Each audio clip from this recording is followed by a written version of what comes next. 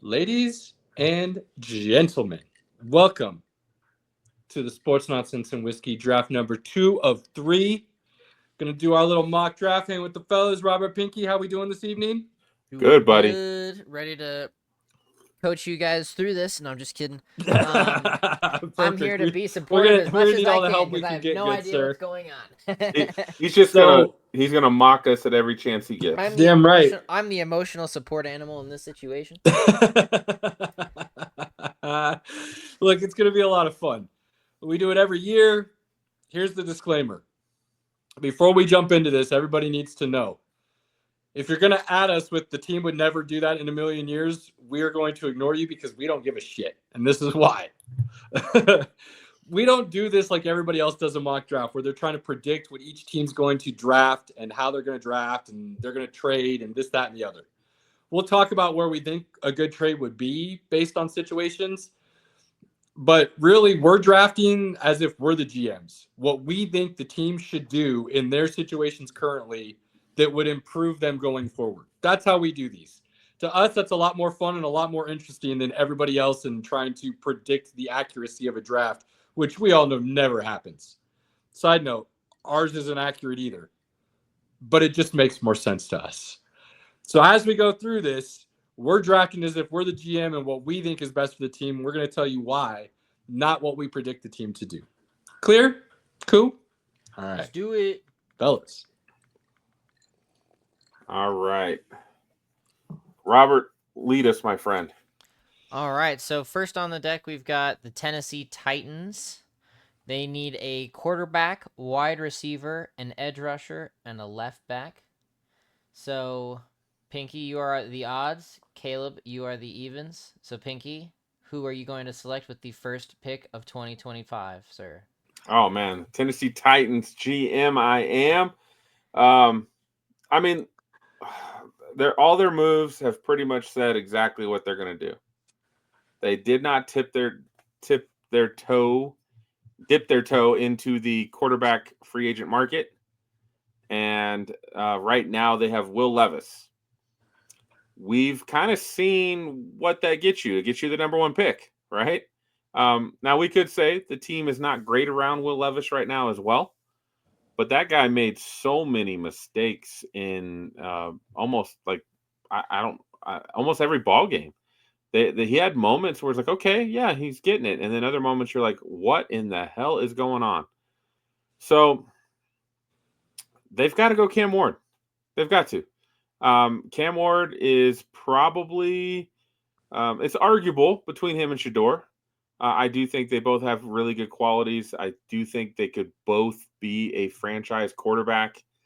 I think right now the NFL analysts have a consensus that Cam Ward has the better arm, which is leading them to say he's the better quarterback. So I think at this point, Cam Ward, it will be the selection at number one. I'm not sure if Cam Ward is a number one worthy player, but situations are dire in Tennessee. They've got to sell something to their fan base. Tennessee is 2 or 3 years away from opening a new stadium, so they need some excitement. They need some hype.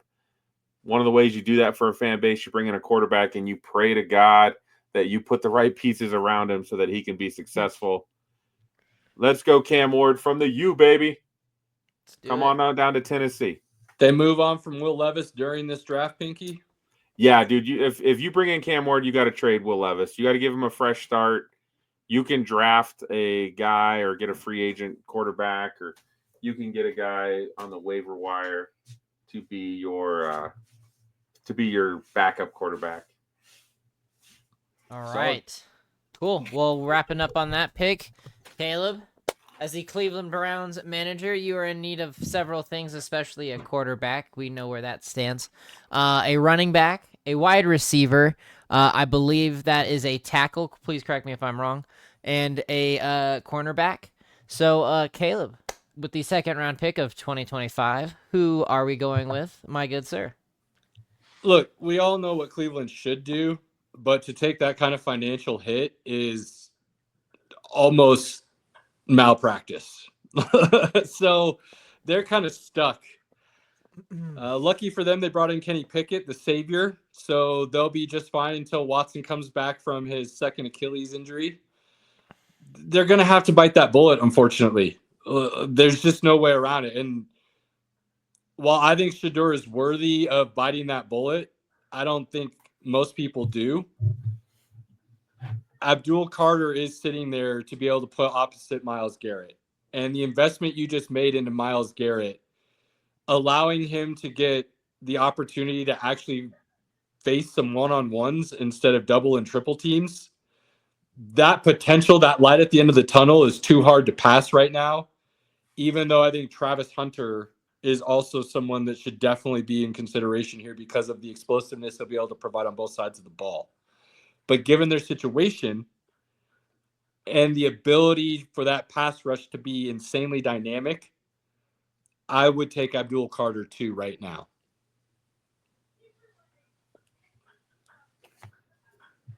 All right. Do you want to expand on that, or are we going to move on? I mean, look, I think, quite honestly, you're getting a Micah Parsons incarnate. It is one of the best comparisons I think I've gotten Pretty for good. myself. I could agree with that. And they both come from Penn State, which is kind of wild. But I think that is what you're getting. And to be able to add that, and I'm not really worried about the injury. He's never shown those things in college. So, again, being able to provide Myles Garrett with the possibility of single coverage that defense can eat just from that inside. And Pinky and I love the trenches. Love the trenches. So if you can't find a tackle on the line to eat those guys up, may as well spread them out a little bit and put them on the other side. And I think that can be a very dangerous combination. Think about with Myles Garrett and Abdul Carter, in certain pass rush situations, you could play the wide 9 with those two guys. And that would be crazy. Yeah. The way that they could literally force the quarterback into the middle of the pocket because they're coming on the outside that quickly. And both of those dudes are so fast that in that wide 9 stance, they would have such a get off. It'd be really crazy. All your tackles have to do is stay home. Like, that's it. If you have two guys like that on opposite sides of each other, all your tackles have to do is stay home. You don't need phenomenal tackles that are going to move the line of scrimmage. The line of scrimmage is naturally going to collapse around the outsides right into those tackles. So it can be a dangerous combination for sure. All right, Robert. So Abdul Carter's good. All right, moving on. Really good. Which brings us now to the Giants, which made some interesting moves today for whatever reason. Talk about a quarterback controversy going on in New York. Woo! They can't decide what they want to do.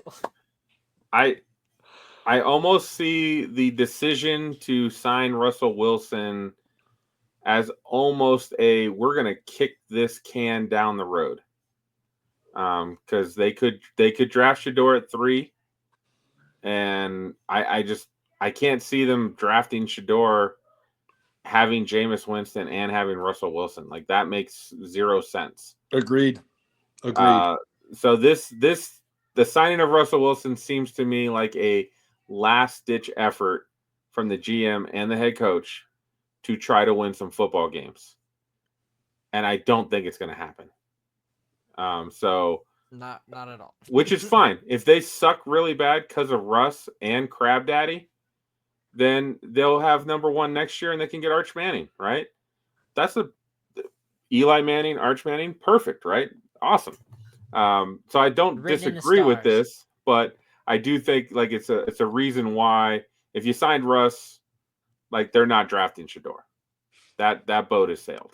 So at 3, if they're not drafting Shedeur, then I think it would make very clear. Let's grab Travis Hunter. Oh, I think Travis Hunter, for a team that's really bad and has a lot of different needs, getting a guy who can play wide receiver and cornerback helps you in both of those areas and makes you better. Not the offensive line. Finally, we're gonna repeat our mistakes again. Hold on. They've continued to draft offensive linemen for a very long time, and they keep drafting the wrong guy. I know, but there's like two tackles in here that are almost surefire things. Are there not? Both of the tackles they drafted in the top 10 were surefire things. And are they? So it doesn't mean that since you draft a tackle in the top 10 that they're a surefire thing. No, I'm not disagreeing with you. I'm not disagreeing with you. Andrew Thomas is Pinky's going Travis Hunter. Right. Okay. Andrew Thomas has turned into a pretty good tackle when healthy. But how often is he healthy? Evan Neal is just a turnstile. I mean, they drafted him top 10 and he's a turnstile. I stood next to that guy. Andy and I actually saw, we were standing next to him in the airport in Vegas waiting for our Uber. And he wasn't that much bigger than us. So I was like, I don't know about this guy. He doesn't look that big. He's not that good. He's pretty bad, actually. I mean, that's kind of my point, though. You got to clean your mistake and give a chance. I don't feel you put Travis Hunter, who I think is the best wide receiver in this draft, opposite Malik Neighbors, and that's a dangerous combination on offense. None of the tackles right now are rated as high as we would have them drafted. So Will Campbell, Kelvin Banks, those are the guys. There's the guy from Missouri as well. Those guys are not surefire. In every other draft, they would not be close to top 10 prospects. So again, why reach for it's a need. They definitely have that need, but they have needs all over the board. In fact, I mean, at this point, whoever Cleveland drafts or New York drafts, awesome, because they suck everywhere, right? So it's just what player could possibly make the biggest impact.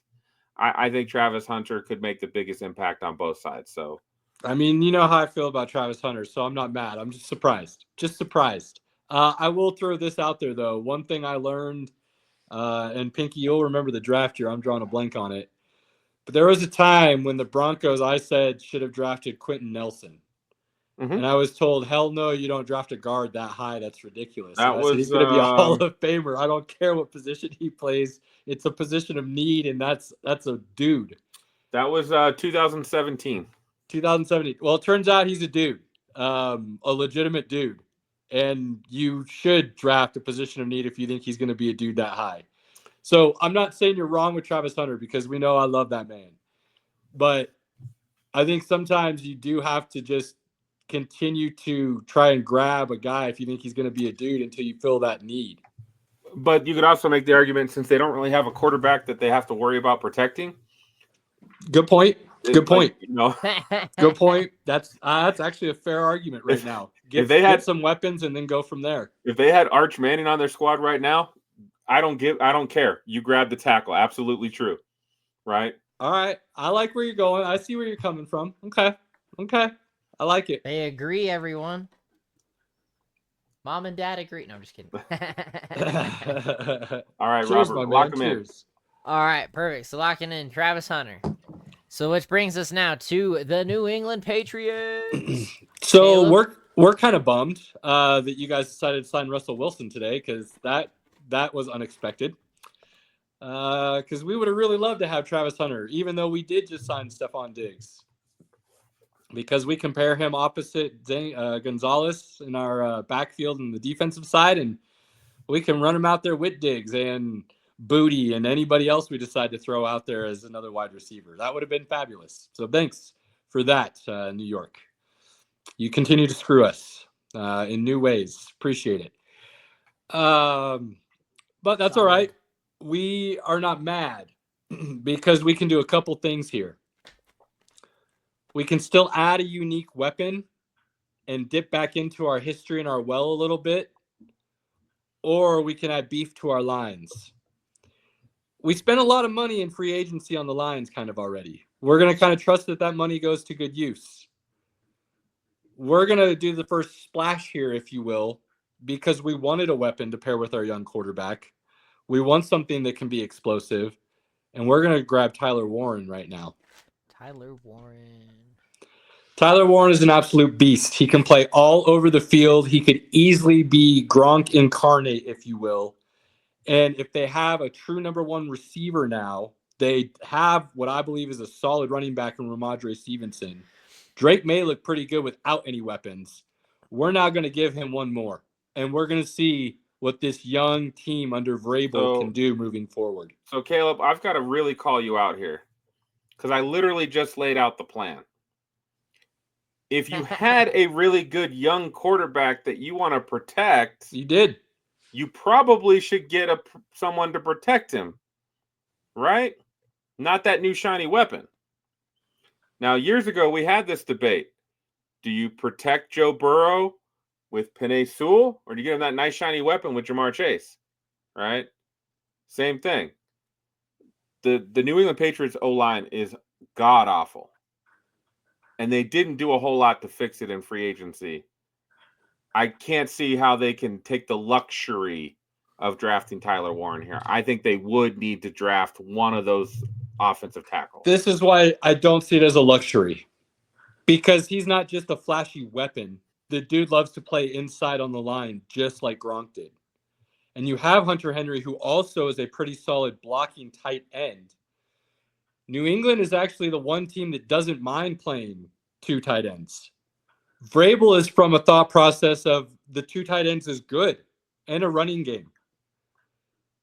So I don't see this as giving up the offensive line. I believe that can still be addressed later in the draft.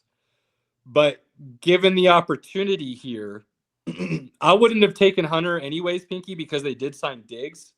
So given that weapon to the quarterback, excuse me, wouldn't have been necessarily the right idea. But the more I thought about this today and the more I continue to think about it, yes, their offensive line wasn't great. I believe Vrabel and his staff comes in and cleans it up. And again, I believe with Warren being willing to stay on the line and block, it gives you a little bit more of a dynamic that it would be hard to pass on, given the fact that you can still find some alignment in this draft. I just feel like this goes against your entire philosophy of building the trenches. You're not wrong. It really kind of does. You're not wrong there. Feel free to call me out on this, by all means. But the more I think about this one, I just started leaning this way with, I really do think this dude's special. Truly special. And after watching what Bowers did last year, I think this could be something really good for Drake May. Again, that's only if they can actually give him enough time to throw the ball. You're not wrong. So. You're not wrong. All right, lock it in, Robert. All right, Tyler Warren locked in, going to the Patriots. Which brings us to Jacksonville Jaguars, Mr. Pinky. Who we going? So Jacksonville Jaguars are pretty excited. They're going to take Mason Graham from Michigan.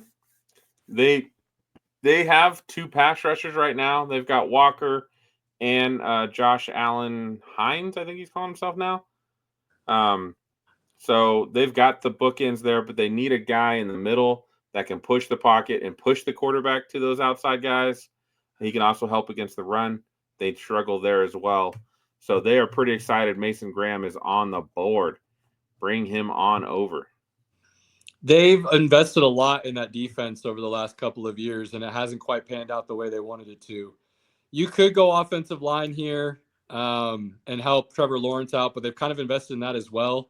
So you hope the new coaching staff with Liam helps that and can scheme up a little bit better game plan to assist there. I like this, Pinky. They would be ecstatic to get this in the middle of that defense to finally allow some of those younger rushers, like you said, to hopefully get some chances. And I think that the four teams after Tennessee, I feel like Tennessee really has kind of boxed themselves into taking Cam Ward. The next four teams, it's literally best player on the board, take them, and you make your team better. Sure. You could argue any of the four guys, Mason Graham, Warren, a tackle. These teams need everything. So anything they do is just making their team better. Agreed.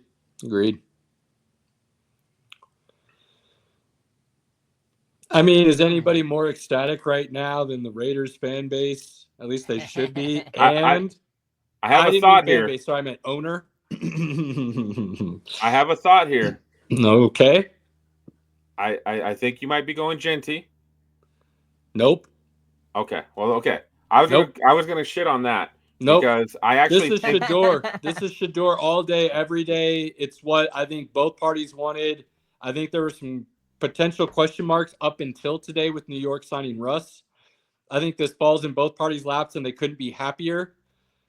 And I like this. I like this and for both look, parties. I've been talking up Shador since I first watched him play at Jackson State. Pinky knows that. Look at my hat. Let's just make this real clear, okay? I think the dude's insanely talented. And I think he's going to be a very good NFL quarterback. They need to make sure they can put some weapons around him and protect him a little bit to make sure his career can have some longevity to it. But he's proven he can play in front of a bad offensive. He can play behind a bad offensive line. Look, that college. dude took that dude. He's going to have Bowers already. Jacoby Myers is no slouch. He's not necessarily a true one, but he can ball. So they have some things that he can start working with right away. As long as they can get the trenches solidified behind this pick and then find some weapons deep in the draft, which is not normally a Raider thing, and actually hit on those late round draft picks where you can find some weapons. Look, it happens all the time. Puka Nacua didn't go in the first round, ladies and gentlemen, okay? Like, that's a really good recent example. You can do it. But you've got to have a quarterback. They have the opportunity right now to get a franchise guy who I think would be excited about playing there, who I think the owner would love to have. I think he would fit the culture 1,000%. And I think he's super talented. I think this is a no-brainer. You run to the board. The full-time does not even have to worry about it. There's 1 second off the clock, and Goodell is sitting there at the podium saying Shador Sanders, Las Vegas Raiders, and we're moving on. Right. I was going to say, I think the Raiders are going to draft one of the Ohio State running backs in round 2. They're going to make it happen. Why not? Absolutely. Well, it's not just why not. Who's their offensive coordinator? Yo, mom. Chip Kelly? Not my mom, Robert. It's Chip Kelly, who happened to be the offensive coordinator at the Ohio State last year. Sucker. So, all right. I could also see them, side note, Pinky going Ibuka if he falls to them. All right, so we are drafting Shador Sanders, going to the Raiders. All right, New York Jets on the clock. Pinky. Now this is interesting. Who we going with? New York Jets would take. God, I feel like they got to take Will Campbell. They need to protect Justin Fields. They put a decent investment in him as a, hey, we're going to give you 2 years, $40 million. It's a 1-year deal, really. They can walk away next year and not really have to worry about it. But still, yes, there was some guaranteed money and stuff. They hope this works out so they can move long term with it for sure. Aaron Glenn's going to want to protect him, and then he's going to want to run the football using what he learned in Detroit. Will Campbell. The only knock on Will Campbell right now is his arm length, but Will Campbell held his own in the SEC against the top pass rushers in the league. So he should be okay. When your technique is almost flawless, your arm reach doesn't really matter. And I think it's funny the things they'll find to drop guys down and move guys up. But then the tape says otherwise. It's like, dude, this guy's tape says, hell yeah. The tape should be like 75%. Dude, the tape should be like 90% in my opinion. Well, I think your measurables and certain things do play a factor, especially when you talk about the next level when you're playing against everyone is pretty talented at the next level. It can move a little bit, but like guys should have learned by now that there's underpant warriors and then there's guys who have film. Like, come on. Like, okay, if some guy's film looks raw, but you see some insane flashes and then he goes out and does these measurables that are off the charts, yeah, then that can change that a little bit. But I still think 90%, like at a minimum, should be film. Like too many people ignore film because they saw this flashy paint job on a Pinto. Like, no, dude, it's still a Pinto. Walk away. So enjoy Justin Fields and the Jets. Will Campbell is a New York Jet. I like that. I like that. The Carolina Uh, Panthers. Look, I think the Panthers are in a unique situation. They've got actually an okay defense. The end of the year, that offense started clicking a little bit under the new head coach and his scheme. Is Leggett last year's wide receiver? Can he be a true one? I don't know. Do they have really any weapons?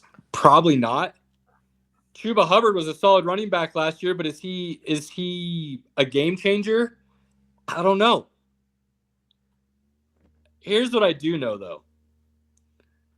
Based on everything you need to do for that quarterback who showed that if you trust in him and give him a little bit of time, can actually sling the ball, I am going to invest in that offensive line. I am going to grab a tackle, and I'll move other guys around if I need to within that. And you're going to suck it up and play a different position if I want you to, because I want this to be as protected as I can going into next year's free agency and the draft, where I can get some weapons again.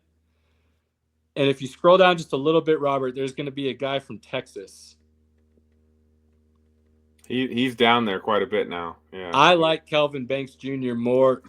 Masad, I always butcher his name. I apologize. From Missouri, has flown up draft boards here recently because of his measurables at the combine. Up a little bit, Robert. Right there, Kelvin Banks Jr. But I like Kelvin Banks Jr. a lot and what he did at Texas. I like him a lot. And I think this is a guy who can play tackle, but maybe the first year you move him into guard. Maybe you move one of your other tackles into guard. I think he can move around a little bit. And I really like his technique, really, is what it comes down to. Just his ability to stay consistent. Caleb, why is a really good O-line important for Bryce Young? Well, look, if you're smaller than me playing NFL quarterback, more props to you because the talent level is off the charts. But it's also going to create some issues when you're playing behind guys who are a lot bigger than you. So if you can protect him really well and give him some lanes to find those passes, you're in a good position. And I don't think they have necessarily. Maybe he's not the best tackle on the board, but I think he might be the best offensive lineman on the board, and I think that is valuable to Carolina right now more than anything. I like it. I think they still need some defensive help. Their defense is pretty porous, but I want to protect Bryce Young. If I want to keep seeing what Bryce Young can do, I need to protect him. I love it. Lock him in, Robert. All righty. Kelvin Banks to the Panthers, bringing up the Saints. Oof. The Saints are another team that could probably use anything. Sure. And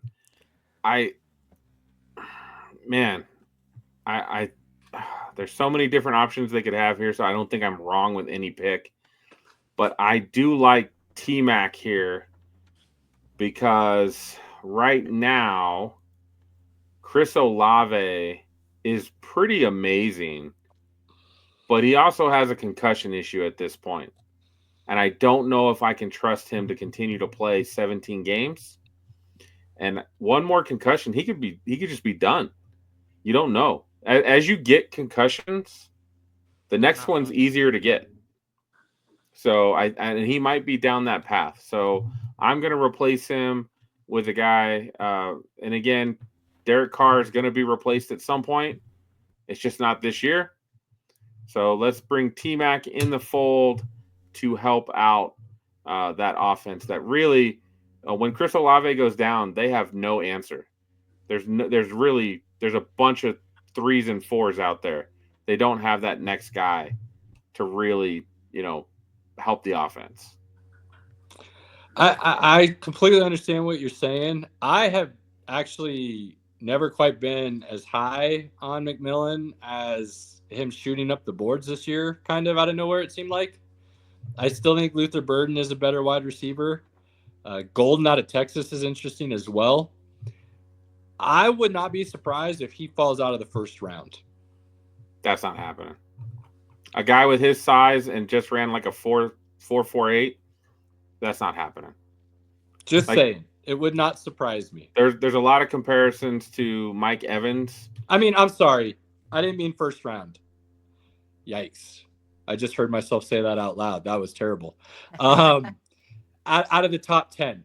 Yes. Okay. Yeah. I'd agree with that for sure. I think because he's been projected quite high here recently, right? And it would not surprise me at all to see him fall to kind of the 20s, high 20s, somewhere in that area. The Saints are another one of the teams that they maybe won a few games more than they should have that could use any player you put with them. Sure. Like, they're just in that spot. I like T-Mac there. Let's go. Already I love it. Which brings us to the Chicago Bears. Hey, Pinky, who's Chicago's coach? It's Ben Johnson. Are you from Minnesota? Okay. No, the Bears. The Bears. What little fun toy did he have there in Detroit that he liked to throw out that was rumbling and stumbling all over the place? Well, he had a Jamar Gibbs that was rumbling and tumbling. No. That was Sonic, my guy. He wasn't rumbling, stumbling. I'm talking about a big fella. What big fella toy did he have that he liked rolling out there in Detroit? I no idea. Penny Sewell. Penny Sewell. Did he not love throwing that big boy out there? He put him out there for a couple pass patterns here and there. What's great about Penny Sewell? Is he just a toy or is he a beast on the offensive line? He's arguably one of the top 10 tackles in the league. Okay. Ben Johnson's ecstatic that Membu is still here. Because while he did warrior his way up the draft boards, he was still projected as a first rounder. And Chicago needs to finally make sure, while they invested some money in the offensive line, they need to get this. So their interior is awesome. Right. Their tackles are still question marks. So now I say all that because you could get a potential Penei Sewell-esque type player in Membo right now. Maybe a little more raw, maybe not quite the technique. Maybe he did rise up just because of his measurables. But it's worth the risk, especially if he was already considered a first-round talent. You put him with Ben Johnson, who already understands how to use that potential. You protect that young quarterback. You already have weapons on the outside. We know this running back class is deep. So while you might want to go get a guy, and that's okay, you can still do things the right way here and handle your business. I think this is a perfect fit for Ben Johnson. And what I would say, Caleb, is how many more tackles can you really say are really going to be impactful versus how many running backs could you get later that might be impactful, right? That's really the play. So I love it. Lock them in, Robert. Bamboo coming on down. So now that takes us to the 49ers, who are hurting. What are we doing, Pinky? Or I should say, what are you doing? What are the 49ers doing? What are you guys up to right now? I'm confused. You guys are big branding everybody, it feels like, and I don't see how. The 49ers are going through what we would call an active rebuild while they're still trying to be good, right? And they are another spot where they have a lot of different players to replace. The Broncos, benefited from them having to let go of some guys that I know they would love to keep, but the money said we can't really keep these guys. So they need to replace folks everywhere. I think in this scenario, one of the guys, I mean, they really could get help anywhere. They would love a Jahad Campbell to help replace Dre Greenlaw. And I think that would fit really well with where that, and they're in a position they could take anyone and be happy. But I do think Dre Greenlaw, or they need to replace that linebacker next to Fred Warner. Jahad Campbell would be a great guy to help do that. I like that. Look, I don't want to do it, but I think it needs to happen. And I'm going to start listing off some reasons why. You have to have a running game in any era of the NFL if you hope to be able to move the ball on offense. It doesn't matter how good your wide receiver and quarterback is. An amazing running back also improves the offensive line. And you can go from average to good, good to great, great to amazing. And we saw that last year with Saquon Barkley. Yes, everybody talked about the Eagles having the best line in the league. Well, they went to another level last year with that running back. Dallas needs a dude. And look, they could go offensive line because they're starting to struggle there a little bit with the insane talent they've had over the last decade, all kind of moving on at this point. They need defensive line help, especially in the interior. They need and offensive middle line help. linebacker would be a huge get as well for Dallas.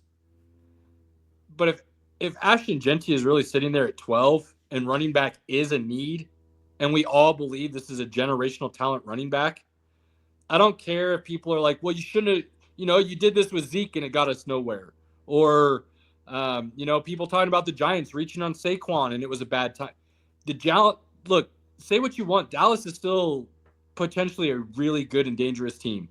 This draft is deep on the defensive side of the ball.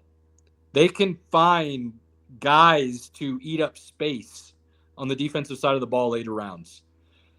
Ashton Jeanty is a dude. And you don't pass on dudes regardless of if the climate says running backs are devalued. Ashton Jeanty needs to be in Dallas right now with the way this board just fell. And I am stoked right now if I'm a Dallas Cowboy on either side of the ball. Because I know we're going to be able to keep the offense on the field a little bit longer, and I'm going to get a little bit more rest if I'm a defender. And if I'm on the offensive side of the ball, I know my dudes are going to be able to eat just a little bit more because this run game is going to scare people with that guy behind the line. So, no brainer, please. This is another one I'm running up. I don't even need the clock to start. Here's my card. Thank you, Commissioner. Let's move on. The way that this board fell and the top 3 tackles all being gone, I think this makes sense. But if there was still a tackle on the board, I feel like tackle would be more appropriate in this position. But they're not there. And again, Pinky, you know what? And you know how I feel about the trenches. We talk about it all the time, consistently, all the time. But even if the tackles were there, man, I think I would have a hard time not grabbing Jeanty because of what he can do. I truly believe he's so good, he can make everybody else a little bit better. Locking him in. But again, we did see a really shitty O-line with Saquon Barkley. Barkley was still good. Yes, but they didn't have and I still believe this. Dak is a top 10 quarterback in the league who doesn't actually get the love maybe he deserves because he plays for the Cowboys. But he is good. And the Giants never had a quarterback. So they had a bad O-line and no quarterback. Dallas's O-line, I don't know if it's bad, but it's definitely not going to be great anymore. But they do have a really good quarterback. And I think that is the feather that tips the scale for me towards Jeanty no matter what's on the board. All right. Which takes us to the Dolphins, Pinky. Good Lord. The Dolphins could use a lot too. I'm the Dolphins. I'm pretty stoked right now, actually. I don't know why, but we need pass rush, right? If I'm the Dolphins, I would say we need pass rush, and there's 2 guys on here that could potentially be insanely good at that. There's 2 guys. There's a few guys here. The top 4 remaining pass rushers are still available. The guy that I really like that is starting to get the hype is Mike Green out of Marshall. He's got the measurables. He does have the tape as well. And I think as this draft comes close, we get closer. We're 29 days away. Mike Green may be lucky to fall out of the top 10. The hype on him is really strong right now. So I think Miami would be happier. Miami's also in a position, they spent a lot of money in the last 3 years to try to get things going, and it didn't work out. So they're in a position where they need to replace a lot of dudes. They can go a lot of different directions. Pass rusher has one of the highest priorities. Mike Green, lock it in. I love this, and I'll throw out a name there that is the reason why this doesn't scare me at all, but I know a lot of people out there are like, oh, he played at Marshall. Like, he's going to be an underpants warrior for sure. You look at his tape, the dude was good. And there's a guy who came out of a school that a lot of people were kind of trying to say the same thing for and has had a very successful NFL career, and that's Khalil Mack. And he played out of Buffalo. Buffalo, yeah. So if the tape comes on and the dudes still look good, don't necessarily be scared that they weren't playing the top tier talent. Trust that you're seeing good tape and then realize that the measurables are the potential, right? So I love this for the Dolphins. This could be insanely well done.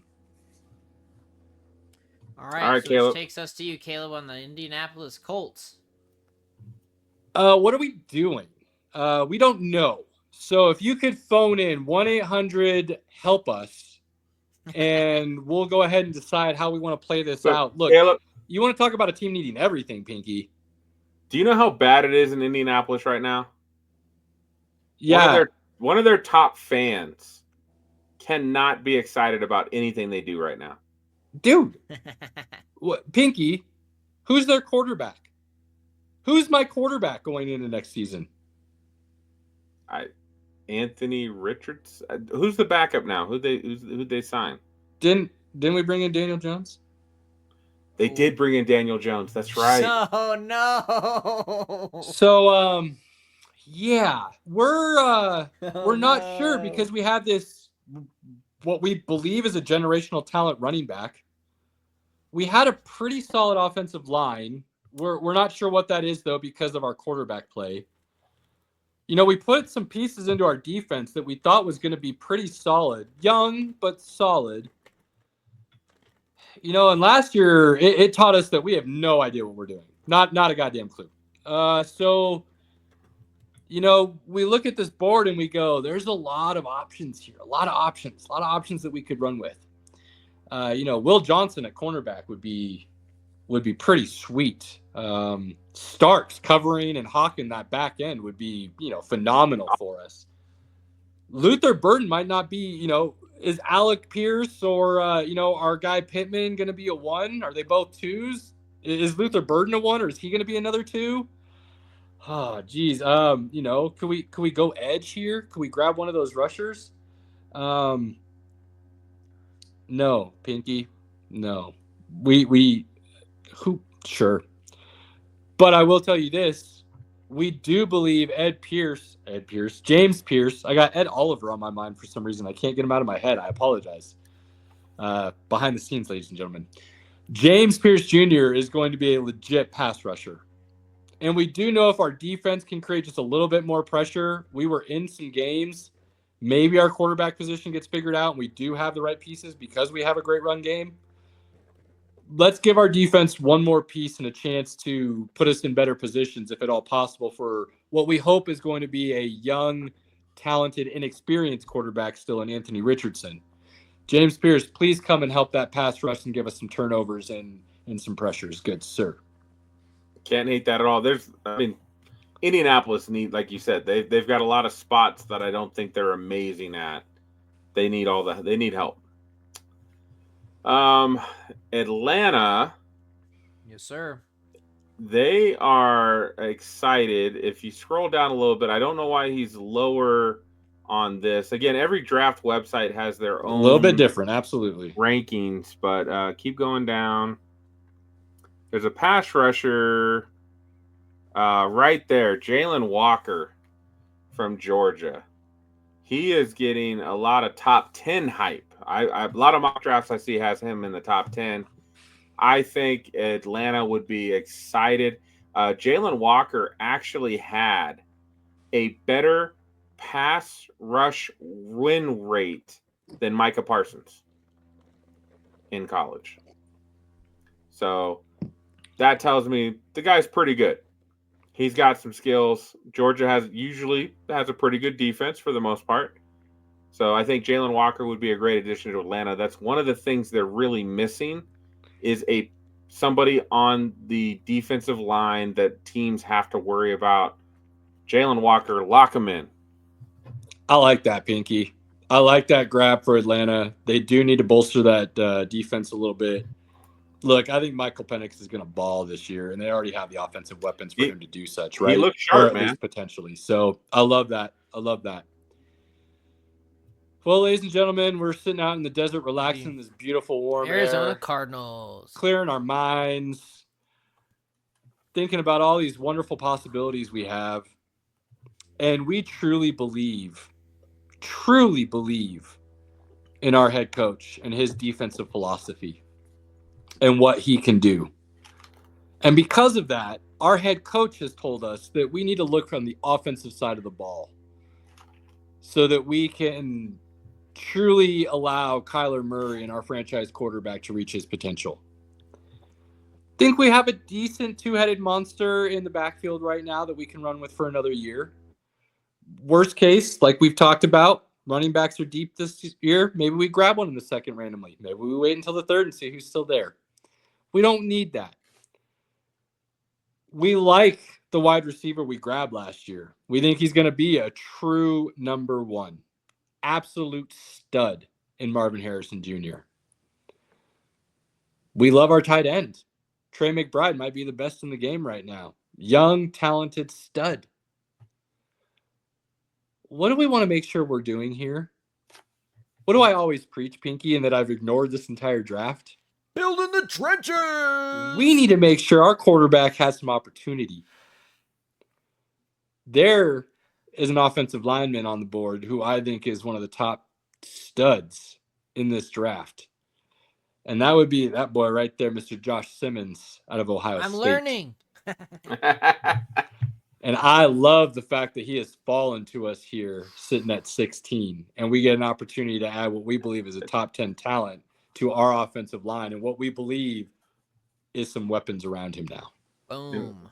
And Caleb, why is a good offensive line important for a player like Kyler Murray?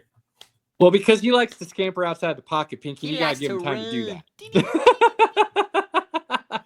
that. You don't want a quarterback less than 6 foot having immediate interior pressure. No, you do not, good sir. No, you do not. Who's up next? Is that the Bengals? The Cincinnati Bengals. Now here things Yeah, get real Pinky, interesting. Who All right, are we going with? There are 2 players right now. Yeah, you're going all in, aren't you? Do That's it, Pinky. green. Go all in. No. There are 2 Michigan players right now that scream Cincinnati Bengals. It's Will Johnson. Oh, yeah. And Colston Loveland. Oh, yeah. And I understand the need at tight end. I understand the need of, like, let's keep making Joe Burrow happy. But that defense is freaking atrocious. And literally, they're probably going to have to trade Trey Hendrickson based on Myles Garrett getting paid, Max Crosby getting paid. They're like, we're not paying you that, bro. Like, that's not happening. So they're probably going to trade him as well.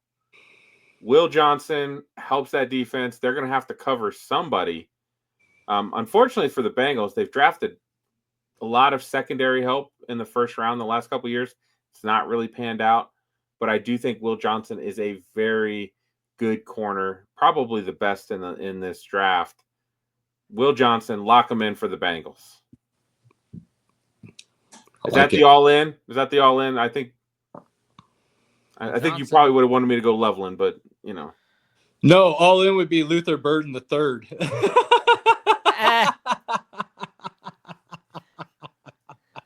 Oh my I actually think they're third right now. Ashavas is pretty good. He is. So. He is. I'm just, obviously I'm exaggerating. So if we're gonna do it, let's go all in. All right, Caleb. No, that's solid, Seahawks. Pinky. That's solid. Now, Seattle, we feel like we're in a very unique and interesting situation here because there's some talent that's fallen here a little bit that we didn't necessarily think was going to be there. But we've also invested in our line on both sides of the ball and our secondary over the last couple of years. We feel pretty good about the young talent. They just need a little bit more time to develop. So we feel like we really can go anywhere we want to right now.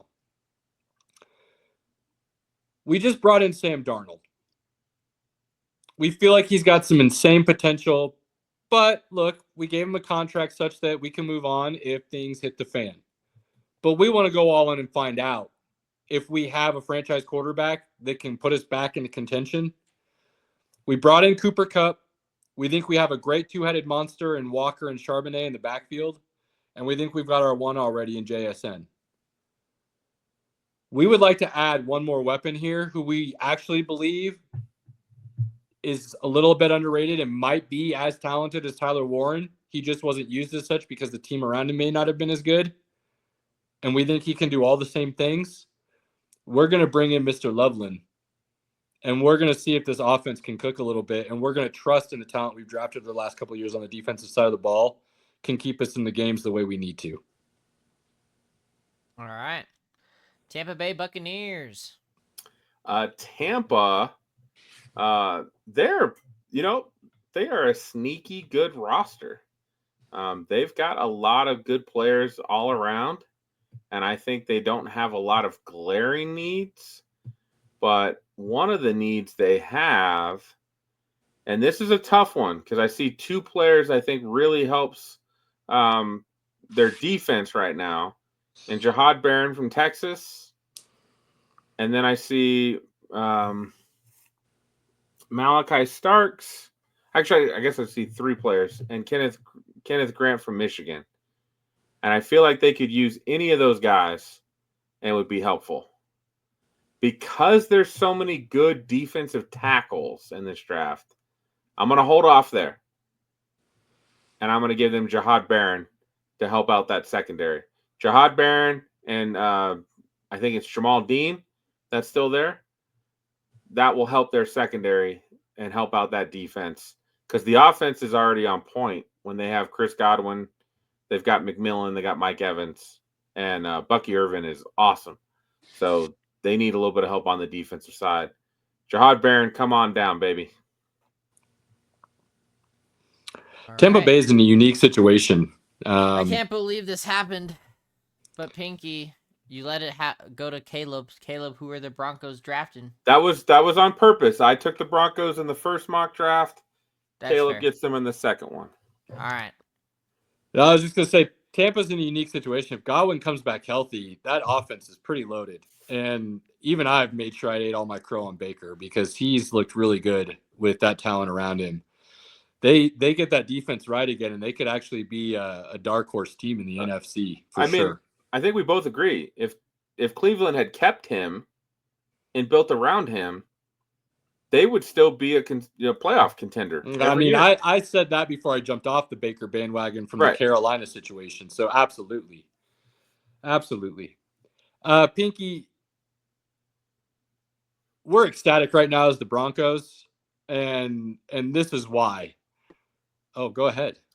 Before you make your pick, the Broncos are in a pretty good situation, in my opinion, because their primary needs, running back, tight end, and defensive tackle, all are pretty deep in this draft. So it gives them the option to really pick the best player available in each round to help out those positions. A lot of people are like, I want this guy, I'm happy with everyone.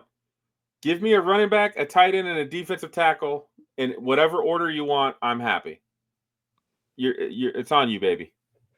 Yeah, absolutely. And might surprise you a little bit here. So sorry. But here's the deal. I think there's two dudes right now sitting here that just happen to be at the top of this list who are both top 10 talents.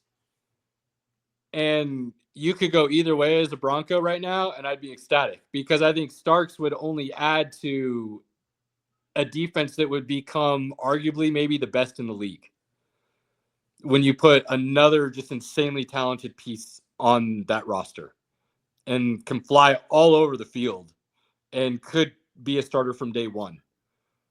Or you just allow him to come in and just learn behind some already talented, really dudes in Starks. Shake your head all you want.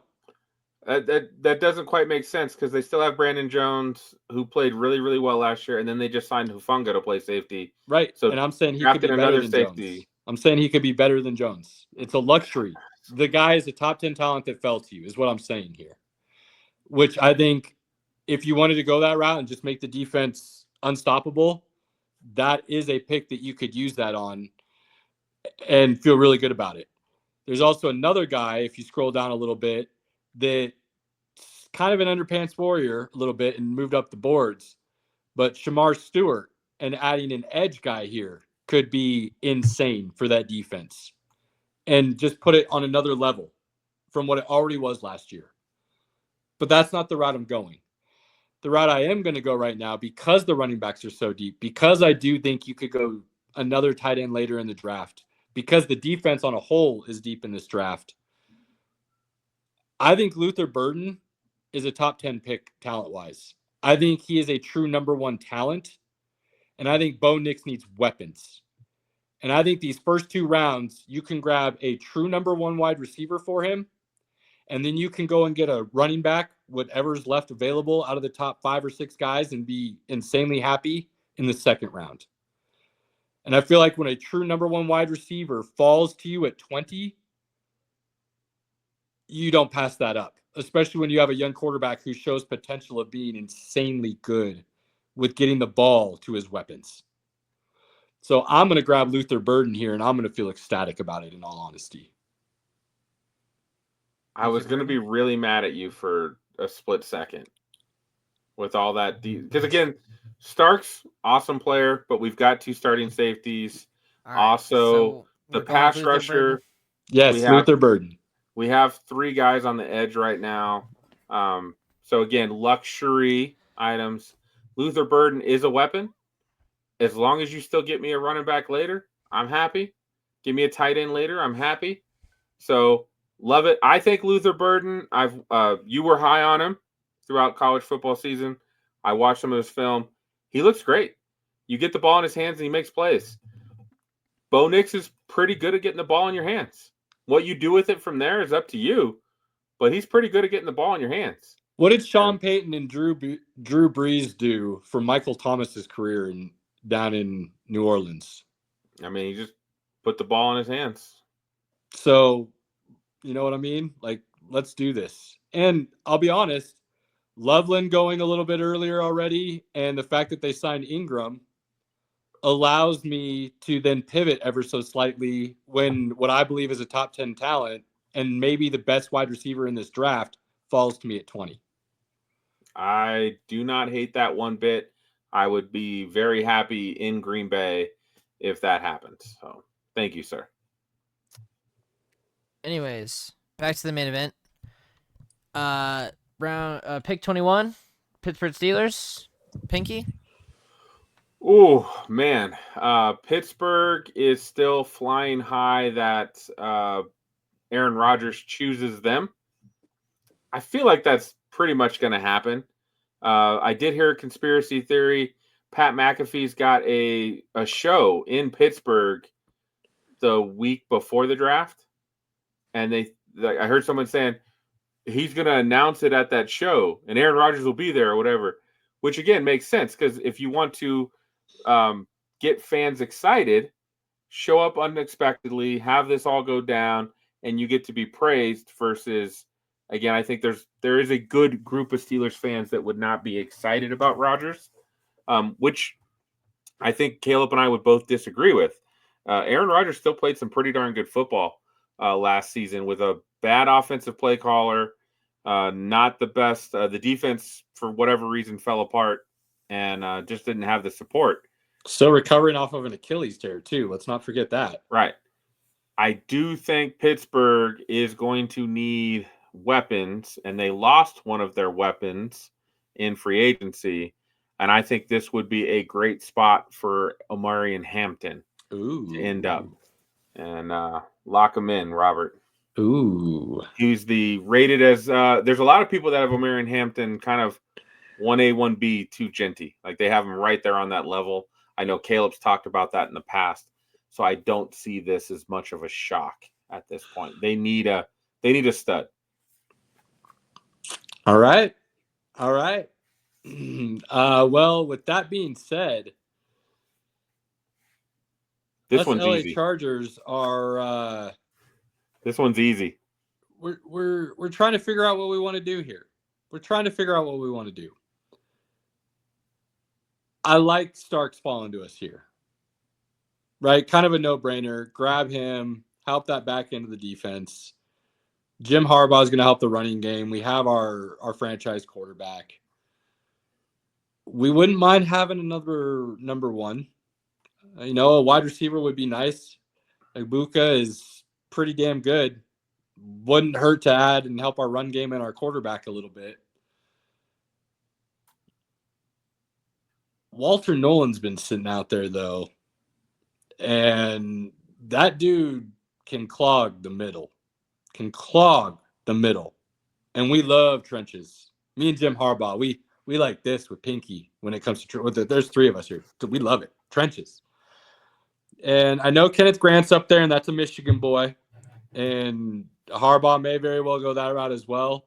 I'm going to lean towards Walter Nolan a little bit here, and I'm going to grab him and eat him up and be very happy with what we just added to the defensive line. Which brings us to Green Bay in Green Bay, Pinky. What was easy, Pinky? Because I want to know if we're on the same. I would think he would take Kenneth Grant because he knows Kenneth Grant. Sure. Same position. You could argue they're very similar and could both make an impact. I think he would take what he knows versus what he doesn't. That's fair. Green Bay Packers. I still think there's the possibility of Green Bay needing help on the defense, especially with whatever's going on with Jair Alexander. There's a lot of discontent there. But and this is a little bit off from what Green Bay does, but I really think Ibuka would be a good addition to help Jordan Love out. He's got so many 2 and 3 wide receivers sitting there. He does not have a true number one, and I think Ibuka could really help be that. Maybe he's not like your superstar number one, but he's definitely like a 1 or 1A or 1B. Talent. So take Ibuka to Green Bay, which is a little bit, they just don't draft wide receivers in the first round, but and we mock them to them every year, but eventually it's got to happen. I mean, I don't disagree. I think if the draft fell this way, they're taking Sherman Stewart. Like that would be my guess, and that's not how we play this. And I like Pinky's pick a lot because I've always said, you get enough really good 1A, 2 guys, and you can be dangerous still. And they have a great running game and a really good tight end. So they drafted that solid pick.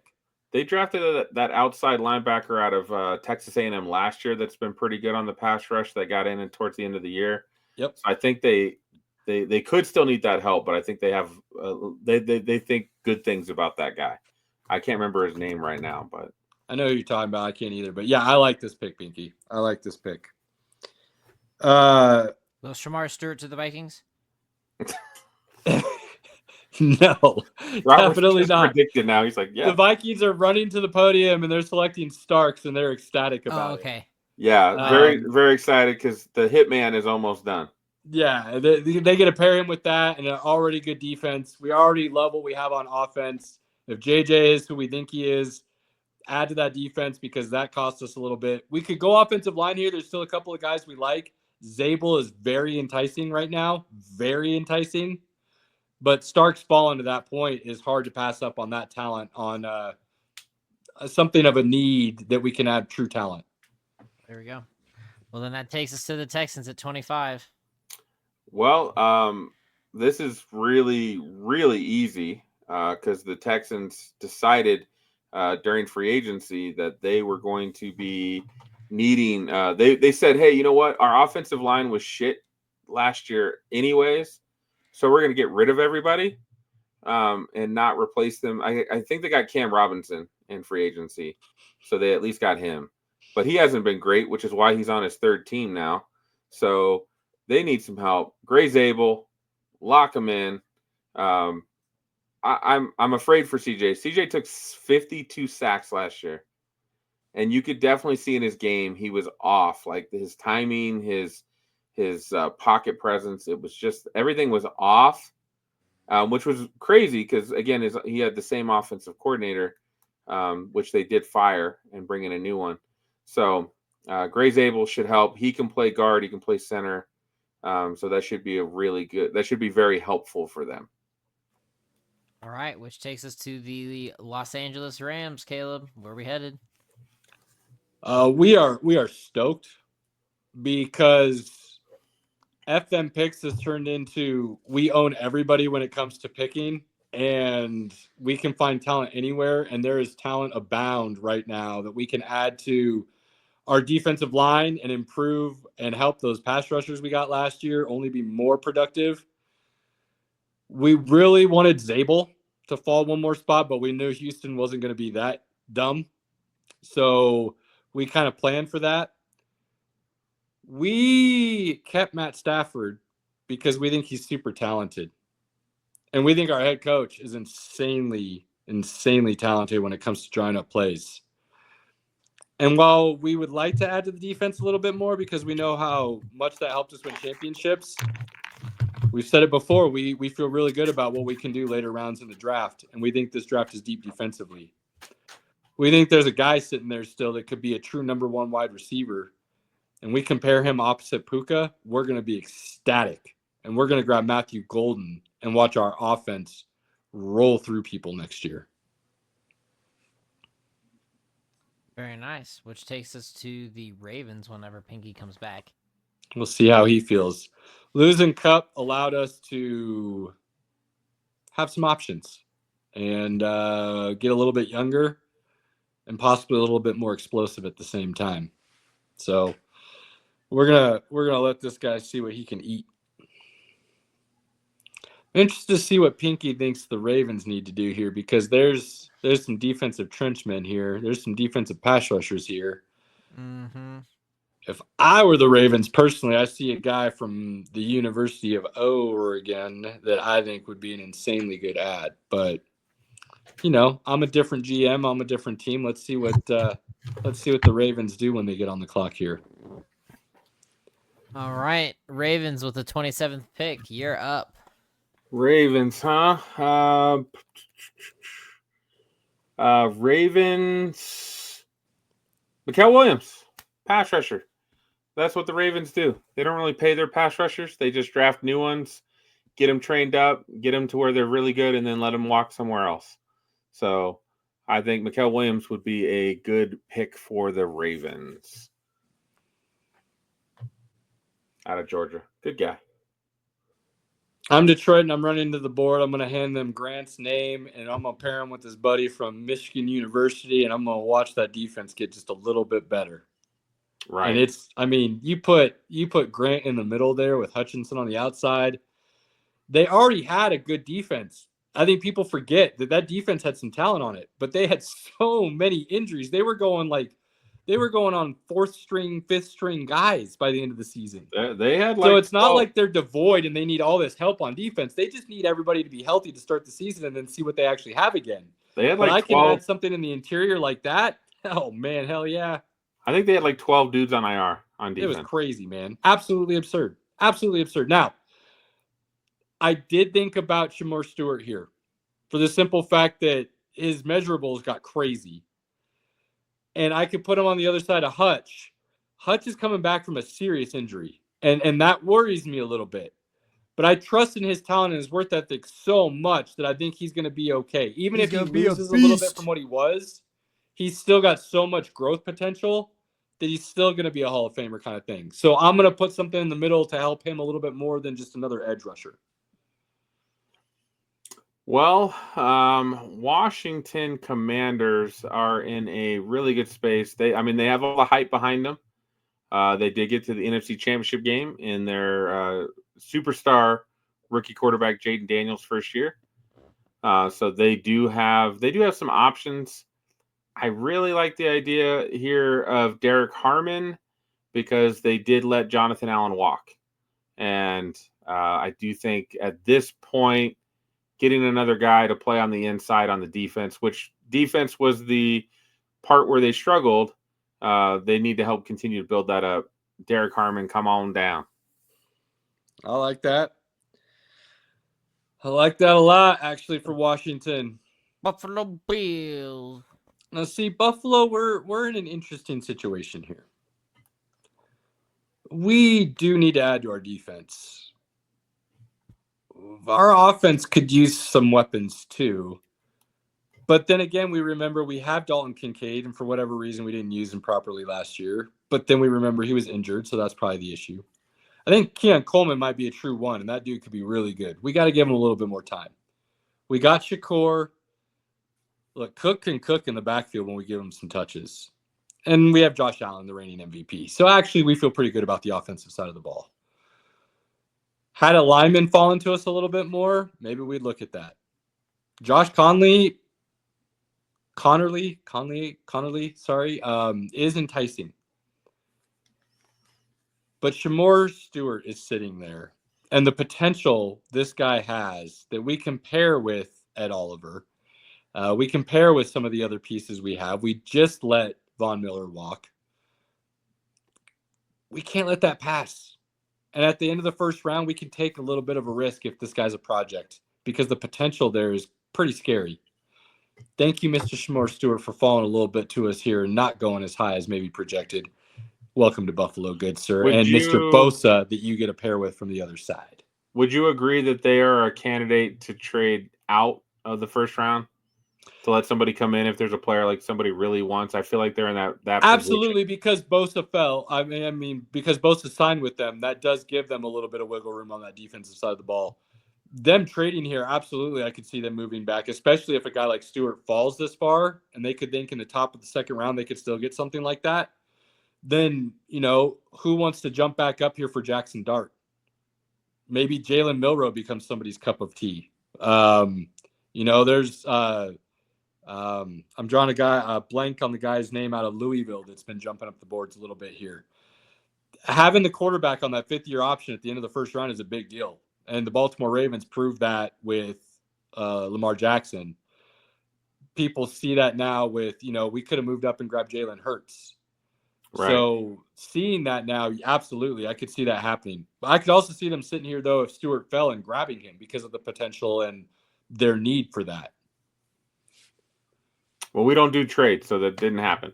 But they could. For sure. Kansas City, I feel like, they definitely – Josh Connerly Jr., welcome to Kansas City. It was very apparent that their tackle situation was pretty porous. Jawan Taylor's not good. He's one of the most penalized offensive linemen in the league. He's at right tackle. They signed a guy who's never really started in Jalen Moore from the 49ers. They gave him decent money to possibly start. I don't know. Connerly, come in, learn a little bit, take over that left tackle spot. Let's roll. Then they can move more to right tackle. Let Jawan Taylor go. They obviously, again, the big weakness with the Chiefs is protecting Patrick Mahomes. They don't run into teams very often that cause Mahomes issues. The Eagles created a lot of issues. There was one other team this season that actually created quite a bit of pressure that hurt Mahomes quite a bit. I don't know if anybody else knows who it was. They had the most sacks of any team in the league. Anybody know? Was it the Broncos? It was the Broncos. Yeah. So the Broncos did do a pretty good job of rushing Mahomes. And again, that could be familiarity. They know what they're trying to do, but they get to him. Teams that can get to Mahomes can affect him, and the Chiefs need to build that O-line to make sure that doesn't happen. All right. Finish it off, Caleb. Caleb, pick 32 with the Philadelphia Eagles. Look, let's talk about, the rich get richer. We're trading out of this pick. There's no way we're staying here. But right. If we do, what we would really like to see actually is Mr. TJ Sanders out of South Carolina, and we're going to add to that defensive line. And we're going to have dudes that we can just rotate and go full bore, 110%, if you will, at all times. And it's only going to be more mean, more nasty, more devastating to everybody because we already know our offense is loaded. So why not add more young talent to the defense year in and year out while we can and keep that monster churning? And they helped get Milton Williams paid. He left. He went to the Patriots. so they could use a defensive defensive interior player. That's a great idea. Love it. Who was that? I'm sorry. TJ Sanders, right there at the bottom. TJ There it is. Sanders. Okay. That's what I thought. I just want to make sure. So there we And go. that wraps up the first round of the NFL draft. VOC Draft 2.0. We still got one more to go, which should be fun. Which will be the Tuesday before the draft. Right.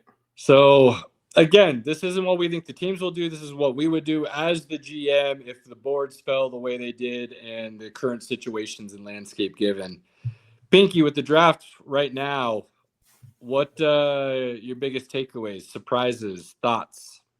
Well, I feel like you've got a couple guys on the top end that you're like, man, these guys should be Pro Bowl players.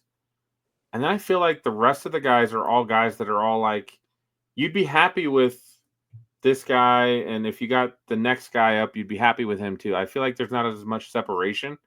It's just like a lot of quality players versus superstars. So I also think that's why we may not see a lot of movement from teams in this draft. The word is from draft analysts, next year's draft is not very good.